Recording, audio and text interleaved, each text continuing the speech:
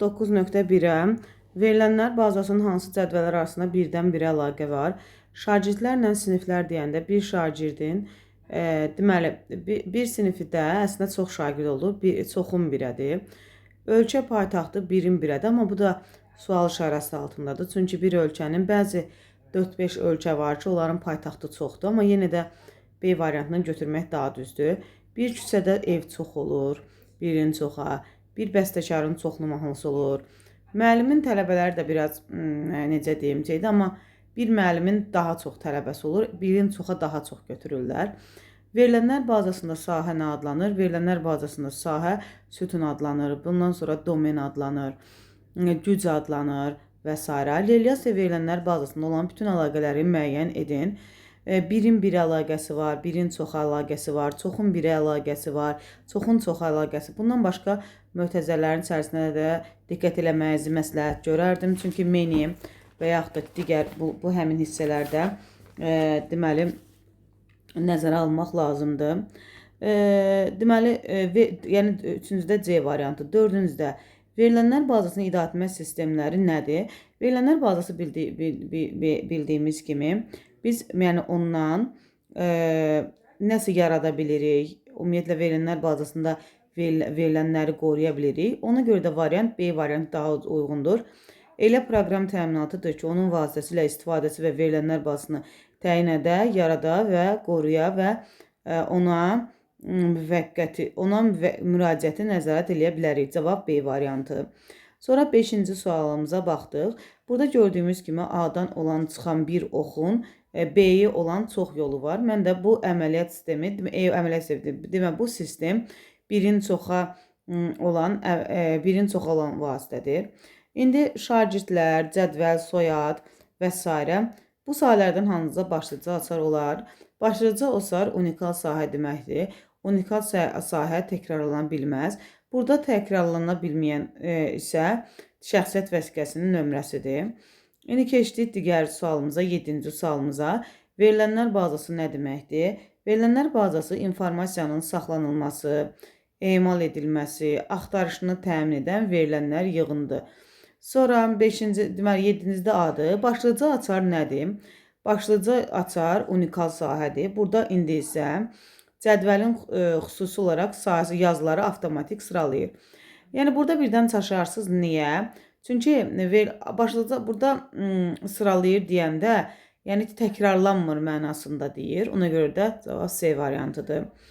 Tutaq ki, sizə aşağıdakı məlumatları göstərə bilən verilənlər bazası tapşırılır. Kompüterdə maraq göstərən uşaqların yaşı. Deməli, yaş var. Dərziliyə maraq göstərən qızların adı. Ad var və dərzilik var. Sonra güləş var. Həm ad var, həm sənət var. Yəni, məşğuliyyət daha doğrusu. Güləşlə addır, soyaddır. Deməli, burada soyaddır, addır. Burada həm oğlanlardan söhbət gedir. Çünki dərziliyə maraq göstərən qızların adları, oğlanların soyadları, cinsi də var. Ona görə soyaddır, andır, cinsdir, yaşdır və məşğuliyyətdir. Modellərdən hansı ağacvarı struktura malikdir? Bilirik ki, ağacvarının digər adı iaxarik formasında olacaqdır. 11-də verilənlərin relyasiya modelinə nisbət nəyi bildirir? Nisbət deməli cədvəli bildirir. Bildiyimiz kimi cədvəl relyasiya modelinin əsas formalarından biridir. Təqdim olunan 12-ci sual. Təqdim olunan verilənlər bazası modeli hansı struktura aiddir? Gördüyümüz kimi burada ümumiyyətlə verilənlər bazası qraf formasında, qraf və yaxud da şəbəkə formasını deyə bilərik. Deməli, cavab D variantıdır. Sonra 13-cü sualda gördüyümüz kimi burada 13-cü sualda aşağı və yuxarı olan əlaqələr vardı. Ona görə də bu da iaxarikdir. Sonra verilənlər modeli deyil. Verilənlər modeli bildiyimiz kimi iaxarik formasında var idi. Obyekt yönlü var idi, şəbəkə var idi, relyasiya var idi. Relyasiya cədvəldir, obyekt yönlü hər ikisidir. Həm cədvəl, həm də digər əsasıdır. Şəbəkə əlaqəsi isə bir-birindən əlaqə olanda, yəni bütün hissələrin bir-birindən əlaqəsi deməkdir. Iaxarik formasında əlaqə isə aşağı-yuxarıdan əlaqədardır və bu əlaqə biri əlaqəsindən da digərləri də deməli sistem çökür, belə deyim. 15-ci relyasiya modelinin elementlərinə aid deyil. Relyasiya elementlərinə aid deyil. Sahə elementlərindən biridir. Sahə sütunun adıdır, domenin adıdır. Sonra götürdük yazı. Yazı kortejdir, qüvvətdir və s. Verilənlərin məsələn tipi ola bilər. Nisbət cədvəl deməkdir. Amma verilənlərin qiyməti modeldə yoxdur. Ümumiyyətlə qiymət söhbəti relyasiyada yoxdur. 15-ci A variantıdır. 16-da verilənlər bazasında cədvəl həm də nisbət adlanır. Cədvəldə neçə dənə sahə var? Burada sahələr bildiyimiz sütun adlarıdır. Sahələr ID, ad, yaş və maaşdır. Olmaqla 4 ilə bölünür. 17-də variantımız Y-dir. Verilənlər bazasında açar nədir? Ümumiyyətlə açar təkrarlanmayan unikal sahə, avtomatikçə eləyən və yalnız ədədi qiymətlər yazılması olan, yəni ədədi yox, cədvəldə yazıları bir qiymətli təyin edən bir və ya bir neçə sahədir. Bir neçə sahə deməzdim əslində, amma deməli, amma yenə də bir neçə sahədir və ya sahə dedir ona görə. 18-də B olacaqdır. İmtahan nəticələri elan olduqdan sonra məlum oldu ki, informatika fənnindən ASL, deməli Aybənizdən az yığıb, Ağadan çox toplayıb. Nicatın nəticəsi ASL-in nəticəsindən zəif olsa da Zahidin nəticəsindən xeyli yaşlıdır. Deməli, ən axırda Zahid durur. Ən əvvəldə Aybəniz durur. Birinci, yəni ən çox toplayan Aybənizdir. Deməli, ən az da Zahiddir. Bizdə artmaya görə istəyir. Ona görə də o biləri dizməyə ehtiyac yoxdur. Artmaya deyəndə kiçikdən ən kiçik onda bizdə olacaq Zahid. Zahid nədir? Zahidin nəticəsi. Artmaya görə nizamda ən sonuncu yazıda duranı istəyir. Onda Aybəniz olur. Artmaya görə. Yəni ən kiçik artmaya görə. Artmaya görə olanda kiçikdən böyüyə deyil. Sonuncu yazıda. Birinci yazıda yox, sonuncu yazıda Aybəniz olardı. Çünki Aybəniz birinci deyil, təzədən düzəndə tərsinə çevriləcəkdir ona görə. Bir də başa salıram. Burada belə görünür ki, Zahid ən aşağı nəticədir. Aybəniz birinci nəticədir da. Yəni ən çox balı toplayıb. Artmada da kiçikdən böyüyə doğru deyil. Kiçikdən böyüyə doğru düzəndə Aybəniz ən çoxu, ən sonuncu olur. Verilənlər bazasında üçün hansı xassələr ödənməlidir? Cədvəlin hər bir elementi bir verilən elementi düzdür. Yəni cədvəldə əgər mən ad yazmışamsa, adın aşağı hissəsində cədvəldə məsəl üçün deyə bilmərəm ki, həm Aysu, məsələn, həm də Nigar yaza bilmərəm. Ona görə də deyirlər ki, cədvəlin hər bir elementi bir verilən elementidir. Birincini götürə bilərik. Cədvəlin ixtiyarı sütununun bütün elementləri həmcinsdir. Yəni sütundakı bütün elementlərin tipləri və uzunluqları eynidir. Deməli, həmcins başqa şeydir, struktur başqa şeydir. Bunu heç vaxt qarışdırmayın. Deyək ki, məsəl üçün ad bir dənə sütundur.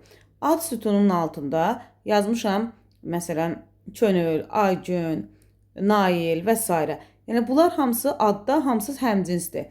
Onların uzunluqları deyəndə uşaqlar, yəni, məsələn, tekst tipindədir də. Məsələn, adda tekst tipidir, tekstin də uzunluğu 255-dir. Birdən fikirləşərsiniz ki, bəlkə birində hərf 5 dənədir, birində 6 dənədir. Yəni, söhbət ondan getmir. Söhbət, məsələn, tekst tipində 255-dirsə, standart 10-dur. Bir də deyirəm, ümumi olaraq həmcins olmaqla strukturu qarışdırmayın. Hər bir sütunun bənzərsiz unikal adı var. Doğrudan da var, yəni hər bir sütunun unikal adı var. Cədvəldə 2 eyni sətir ola bilməz.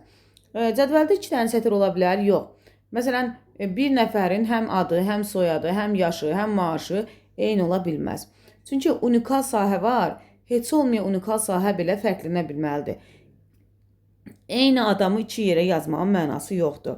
Sətir və sütunlar ixtiyari ardıcılıqla yerləşə bilər.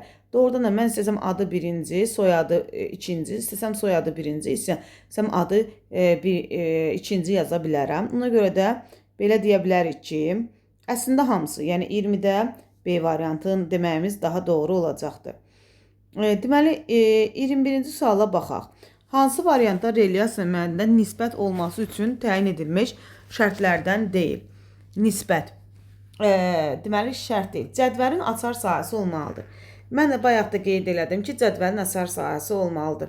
Yəni cədvəldə açar sahəsi olmasa, demə unikal sahəsi olmasa, onda biz bir dənə təkrarlanmayan sahə qoya bilmərik. Cədvəlin bütün sütunları eyni struktura malikdir. Bax, burada bayaq dedim ki, cədvəlin bütün hissələri həmcinsdir, amma eyni struktura malik deyil. Niyə? Əgər cədvəl eyni struktura malik olsaydı, bir cədvəldə ad sütunundan 2 dənə olardı. Yaşdan 2 dənə olardı. Əgər ad bir dəfədirsə, sonra yaşa keçirsən. Bir adamın adı olur, sonra yaşı olur. Sətirlər eyni strukturda olur. Yəni eyni cür düzülür. Amma sütunlar eyni struktur olsa, bir cədvəldə 10 dənə yaş olacaq, məsəl üçün deyirəm. Məncə burada ki, hələ B variantını nəzərdə saxlayaq. Budur, yanına o birlərinə baxaq. Cədvəlin bütün sətirləri eyni struktura malik olmalı. Düzdür. Yəni, bilirsiniz nə deməkdir? Məsələn, 2 dənə adam haqqında danışırıqsa, birinci adıdır, sonra yaşıdır. Məsələn, sonra da deyirəm ki, mənim onun maaşıdır. Üçü də yəni eyni gedir. Təzədən əgər Nigarın adın, yaşın, maaşını demişsə, Kənanın da adın, yaşın, maaşını deməli, struktur eyni olmalıdır. Cədvəlin sətirləri istənilən ardıcılıqda yerləşə bilər. Bayaq bunu izah elədim ki, olar. Cədvəlin sütun başlıqları təkrarlanmamalıdır, doğrudan da düzdür. İndi 21-ci budur. Keçək 22-ci sualımıza. Aşağıdakı əməliyyatlardan hansında cədvəlin strukturu dəyişməz? Yadınızda qalsın, strukturu dəyişmək onun xarici görünüşünün dəyişməsidir. Xarici görünüşünün dəyişməsində ən çox rol oynayan sütunun əlavə edilməsi, silinməsi, yəni sütunla aid bir şey. Yeni sahə əlavə edəndə, yəni sütun əlavə edəndə struktur dəyişəcək. Hər hansı sahəni silən zaman olacaq. Sahənin tipini dəyişəndə olar. Yazı əlavə edəndə olur. Yəni yanında hər hansı bir struktura təsir eləmir. 22-7. 23-cü sualımıza baxaq. Realyasiya modelində nisbətin üzərində müəyyən xassələr olur ki, hər hansı cədvəlin nisbət hesab olunması üçün onların ödəlməsi mütləqdir. Bu xassələrə aşağıdakilərdən hansılar uyğundur? Realyasiya modelində eyni qiymətli əsas açara malik bir neçə sətir ola bilməz. Mən bayaq dedim ki, eyni açara malik sətir ola bilməz. Demişəm ki, yəni təkrarlanan sətir ola bilməz. Cədvəldə təkrarlanan adla sütun olmaz. Düzdür. Bayaq da, yəni struktur fərqlidir deyənə, bunlarda eyni sütun ola bilməz. 2 dəfə ad ola bilməz. Da bir dəfə adı yazmışıq da, bir dəfə yazmağa nə ehtiyac var? Cədvəlin bütün süturları eyni struktura malik. Dedik ki, bayaq strukturlar eyni olmalıdır. Sətirlərin strukturu. Cədvəldə təkrarlanan sətir olmaz. Bu da, burada da 23-də Y variantı olacaqdır. 23-də Y variantı olacaqdır. Keçək 24-cü sualımıza. Doğru olmayan mülahizəni müəyyən edin. Access proqramında cədvəli verilənlərlə doldurmazdan əvvəl onun doğrudan da biz Access proqramını keçmişdik. Access proqramında birinci Access-ə daxil oluruq. Orada bir boş sahə yaradırıq və birinci 2 dənə çıxır bizim qarşımıza. Menyu çıxır. Birinci konstruktor rejimi qarşımıza çıxır. İkinci də deməli konstruktor və datasheet rejimidir. Biz konstruktor rejiminə birinci daxil olub onun strukturunu yaradırıq Sonra Access proqramında cari yazının redaksiyası başa çatdıqdan sonra verilənlər avtomatik saxlanılır. Doğrudan da deyirəm, avtomatik olaraq saxlanılır. Məsələn, Excel-dən çox vaxt fərqlərini deyirlər. Fərqlərin biri də budur. Access proqramında eyni sütunda müxtəlif tipli verilənlər saxlamaq olar. Doğrudan da eyni tipdə müəyyən tiplər saxlamaq olar. Bir dəqiqə, Access-də eyni sütunda, uşaqlar, üzrü saniyə, eyni tipdə ola bilməz. Elə cavab C variantıdır. Axı, niyə müxtəlif tipli verilənlər olsun? Yəni, eyni sütunda, məsələn, addırsa, ancaq adlar mətin tipli olacaqdır. Access proqramında cədvəllər əsasında sorğular adlanır. Doğrudan da cədvəllər verilir və sorğular cədvəllər əsasında yazılır. Keçdik 25-ci sualımıza. 25-ci sualımızda deyir ki, hansı əməliyyatlar cədvəlin strukturunun yaradılması və dəyişdirməsi zamanı həyata keçirilir? Struktur söhbətidirsə, harada sahə sözünü gördük, biz götürməliyik. Ona görə də, məsələn, 1-i götürürük, sahənin əlavə edilməsi, 5-i sahənin silinməsi, 6 sahənin tipinin müəyyən edilməsi, 7 sahənin adının müəyyən edilməsi, 8 bunların hamısını götürdük. Verilənlər bazasının əsas funksiyalarına aid deyil. Verilənlər bazasının əsas funksiyası hansıları idi? Birinci funksiyaları 4 dənə idi. Burada isə 5 dənə variantdırsa, biri gedəcəkdir. Birinci funksiyalardan biri verilənlər bazasının yaradılmasıdır. Birinci yaradırıq. Sonra uşaqlar, verilənlər bazası yaradandan sonra biz cədvəli yaradırıq. Cədvəli yaradandan sonra onları redaktə eləyirik, sonra da vizuallaşdırırıq. Amma normallaşdırma qaydalar ayrıdır. Normallaşdırma qaydası birinci normallaşdırma qaydası, ikinci normallaşdırma qaydası və üçüncü normallaşdırma qaydası olmaqla 3 yerə bölünür. Yəni verilənlər bazasında bir də deyirəm, əsas funksiyaları birinci verilənlər bazasını yaradırıq. Verilənlər bazasını yaradandan sonra cədvəli yaradırıq. Cədvəli yaradandan sonra onu redaktə edirik. Sonra da vizuallaşdırması. Vizuallaşdırması o deməkdir ki, yəni ümumi olaraq biz onun artıq görüntüsünü qururuq da, yəni tamamilə bitiririk. Yəni elə bilməyin ki, rəh veririk. Amma normallaşdırma qaydası da deməli əslində 5 dənə normallaşdırma qaydası var və biz bunun üçünü keçiririk. 27-ci sualda cədvəldə təkrarlanan sətirlər ola bilməz. Doğrudan da cədvəldə təkrarlanan sətirlər ola bilməz. İkincidə cədvəldə təkrarlanan adlar, sütunlar ola bilməz. Doğrudan da cədvəldə təkrarlanan ad yoxdur.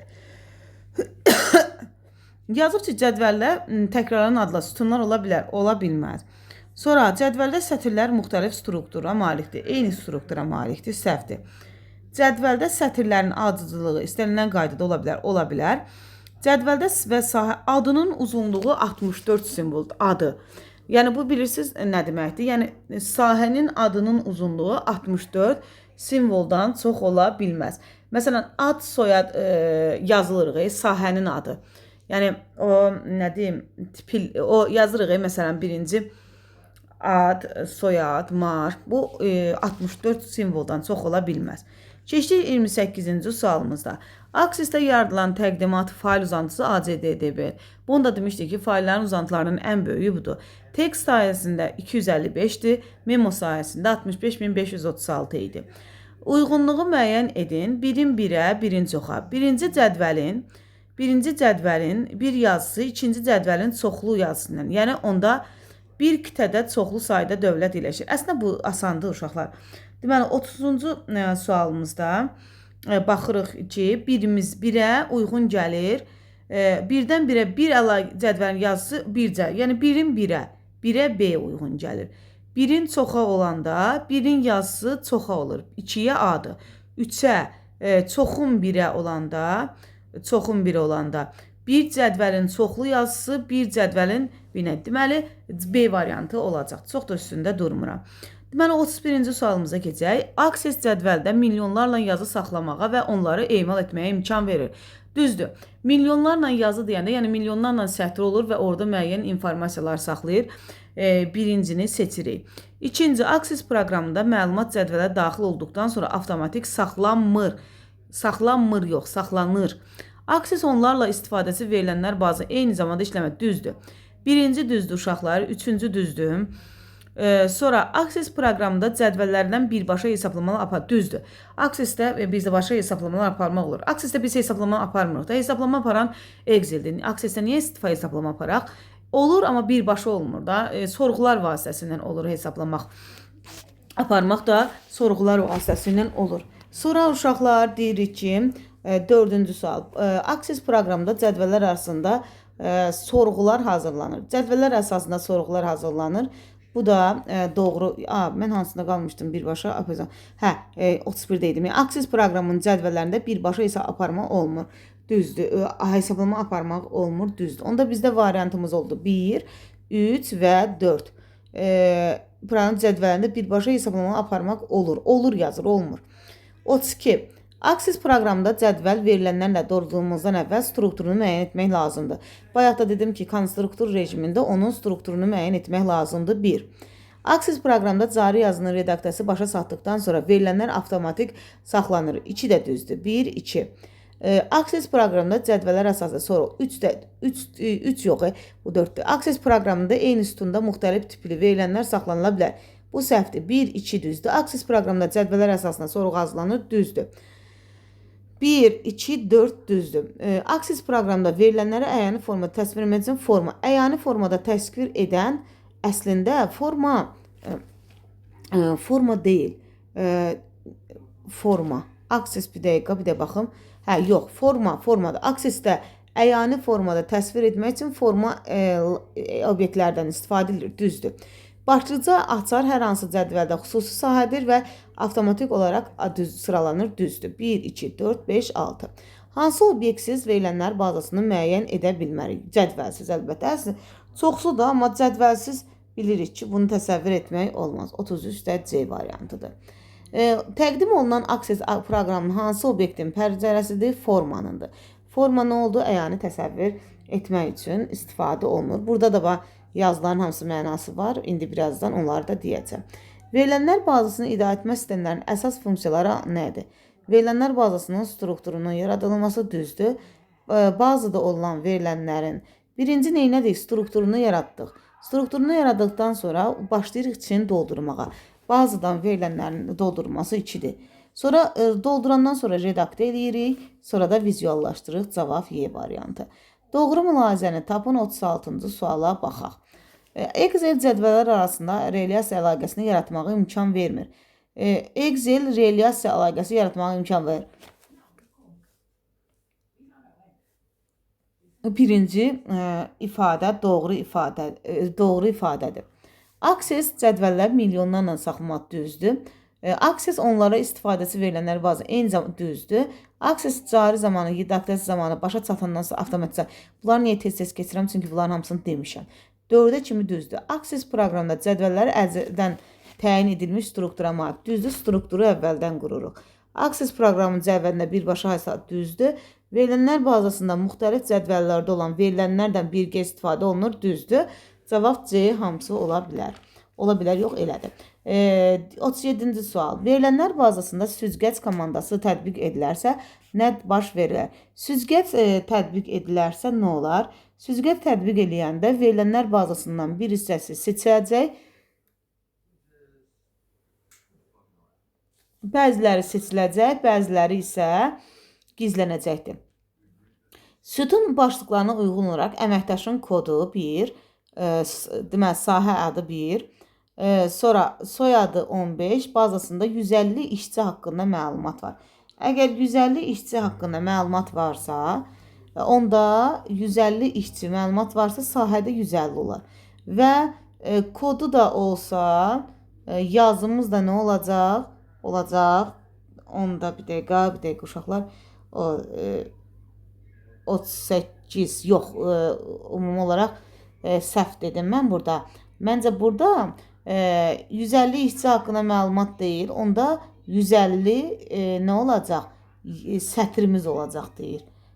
Çünki işçi haqqında məlumat axı, məsələn, işçinin haqqında məlumat 150 dənə işçi yazırıqsa, o sətr olur. Amma sahə nə qədər olacaq? 4.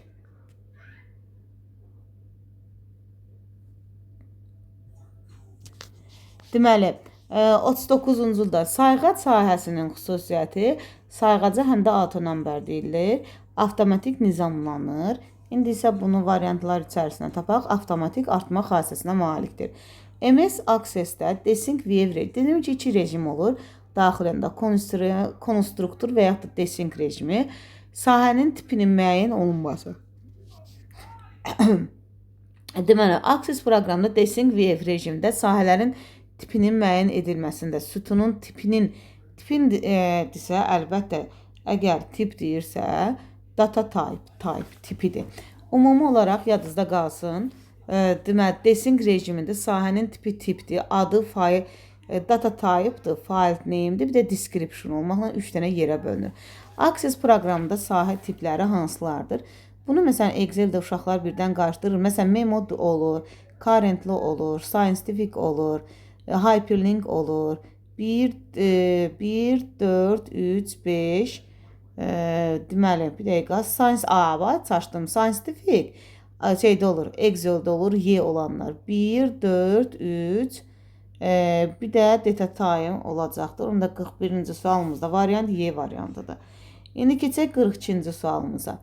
Uyğunluğu müəyyən edin. Cədvəl nədir, sorğu nədir, forma nədir? Bu əsas obyektləridir. Aksesin əsas obyektləri deməkdir. İndi isə bir-bir deyək görək nə nədir. Deməli uşaqlar, cədvəl nədir? Cədvəl müəyyən mövzuya aid olan verilənlər toplusudur. Verilənlər ayrı-ayrı sahələrdən təşkil olunmuş. Yəni cədvəllər ayrı-ayrı məlumatlar cədvəllərdə saxlanır da. Burada C variantında onu deyir. Deməli sorğu nə deməkdir? Sorğuda bizə lazımdır ki, müəyyən şərti ödəyənlər qalır. Ona görə də deyirik ki, yalnız müəyyən şərtə uyğun olanlar qalır. Ona görə də 2-yə B deyə bilərik. Keçək 3-cü formalara. Formalar əyani formada idi və yaxud da ki, hər hansı bir məlumatı daxil eləməyə kömək edir. Burada da variant D variantı, məlumatın daxil edilməsi, ona baxmağı. 4-cü report, hesabat görən kimi çap işlərini götürürük. Uşaqlar, bir sözlə, deməli, ümumi olaraq aksesin əsas obyektlərindən ən əsası düzdür, cədvəldir, digərlərini də götürürük. Cədvəllər nədir? Müəyyən məlumatların orada saxlanılması deməkdir. Sonra sorğular nə oldu? Müəyyən, məsəl üçün, seçmək də, yəni bizə lazım olanları seçirdik, o formada götürür. Formalar əyani formada təsvir etmək üçün istifadə olunur. Əyani formada təsvir etmək üçün istifadə olunur. Sonra 43-cü suala gəldik. 43-cü sualda cədvəldəki məlumatlara baxış, yeni məlumatların daxil edilməsi rejimi, yeni məlumatların daxil edilməsi rejimi aksesdə hansıdır? Yəni, əlbəttə desync rejimi vasitəsilə, bir dəqiqə, desync yox, datasheet. Məlumatlara baxmaq, yeni məlumatların daxil edilməsi. Məsələn, desync rejimi olsaydı struktur yarar. Struktur sözü olsa desync olardı. Burada deyir ki, cədvəldəki məlumatlara baxır. Məlumata baxıram ki, mən nə yazmışam və əlavə də məlumat artıra bilirəmsə, bu datasheet rejimi olacaqdır. Verilənlər bazasında hansı sahələr unikal sahələr adlanır? Unikal sahələr bildiyimiz kimi, unikal sahələr hansı sahələrdir? Qiyməti təkrarlaya bilinməyən sahələrdir. Verilənlər bazasında olanları seçin. Yukonda aksesdir. SSQ 1, 3, 4 cavab C variantı olacaqdır. İndi keçək 46-cıdır. Verilənlər bazasını seçin. Verilənlər bazası Oracle-dır. Sonu SQL ilə qutaranlardır. Paint qrafikdir. Python proqramlaşdırmadır. DTBase onda olacaq. 1, 2, 5-dir. Hansı əməliyyatlarda yerinə yetirəndə cədvəlin strukturu dəyişməz? Mən bunu bayaqdan dəfələrlə təkrar elədim ki, struktur nə vaxt dəyişməz? Struktur yeni sütun və yaxud da sahə əlavə etdikdə və yaxud da sildikdə dəyişməz. Ona görə də sahədən sütun 1 ilə 3 cavab Y variantıdır. Keçək 48-ci suala. 48-ci suallarda mən cədvəllər arası əlaqə görürəm. Burada məsələn Samir görürəm, Tahir görürəm, bir də Kərəm görürəm. Kərəm elə bir ki, burada üstəgələyi basanda artıq Kərəmin, necə deyim, adına baxılıb da, yəni. U-search cədvəli 2 dənə cədvəldən ibarətdir. Burada deyə bilməm, U-search cədvəli 2 dənə yazıdan. U-search-in daxilini görmürəm. U-search-in daxilində biz country-ni açmışıq əslində. Əlaqələndirmişik. Ona görə deyə bilmərəm. Amma burada deyir ki, U-search cədvəlində 3 sahə. Bunu deyə bilərəm artıq. Çünki ID, ad, soyad, deməli 3 dənə sahədir. Mən niyə görə birincini seçmədim? Çünki deyir ki, U-search cədvəli 2 dənə yazır. U-search-in cədvəlini görmürəm. U-search-in içində country açılıbdır. O 2 dənə yazı olanda country-a aiddir. Aha, sonra burada keçdik nəyə? Country cədvəlində 3 dənə sahə var. Country sahəsinə baxıram. Baxıram ki, country sahəsində 3 dənə sahə yoxdur. Bir dənə country name-dir, bir dənə də DT-də 2 dənədir.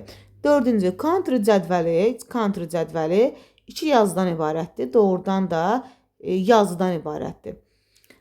Deməli uşaqlar, bunu tam olaraq da deyə bilmərəm, 2 dənə yazıdır, amma götürmək olar əslində. 4-ü də götürmək olar, amma mən belə görürəm ki, elə bir variant yoxdur. U-search və country əlaqələndirilibdir 5-dir. Yəni 2 ilə əslində 5 deyərdim. 3-cü country cədvəli 3 dənə sahədən ibarət olur. Mən bu testi deyərdim ki, mənə qədər səhvliklər var. Deməli, şəkildə gördüyümüz cədvəl hansı görünüş rejiminə uyğundur? Hansı görünüş rejiminə uyğundur? İndi desync rejiminə qurulmuş cədvələ verilənlərdən doldurmaq. File name, data type və description. Bu deməli desync view rejimidir. İndi isə 50-ci suala baxaq. Cədvəldə n hərfi ilə başlayan deyirsə, n sonra ulduz qoymalıyıq. Sahəyə yalnız 2 məntiqi varsa true false qoymalıyıq. Burada birinci şəbəkədir, çünki gördüyünüz gibi gələn əlaqədardır. İkinci relyasiyadır. Üçüncü model isə deməli baxaq bir dənə relyasiyanı seçdik, şəbəkəni seçdik. Üçüncü isə yaxarek model adlanır. 53-cü sualda cədvələ yeni yazı əlavə etmək üçün burada düşməyib, yoxsa mənə elə gəlir. Bir dəqiqə, hə, ulduz var burada. 53A-dır, çünki ulduz var. Aşağıdakilərdən hansı cədvəlin növbəti yazısına keçməyə istinad edir? Burada götürür ki, növbəti B-dir. Aşağıdakilərdən hansı cədvəlin cari yazısından əvvəlki yazısına, cari yazısından əvvəlki yazısına keçid edir. Deməli, 55-də artıq C-dir. Aşağıdakı hansı cədvəlin birinci yazısına gedirsə A-dır. Cədvəllər və sorğuların lazımlı şəkildə çapa verir, çap sözü varsa hesabatdır. Amma cədvəl isə müəyyən məlumatların saxlanılmasıdır. Formatsa, yəni formada təsvir etməkdir və yaxud da ki, bizdə forma varsa, yəni formada təsvir etməkdir və yaxud da ki, doldurmaq üçün istifadə olunur. Sorğunu da artıq bilirik. 9.2 qalsın gələn dəfəyə.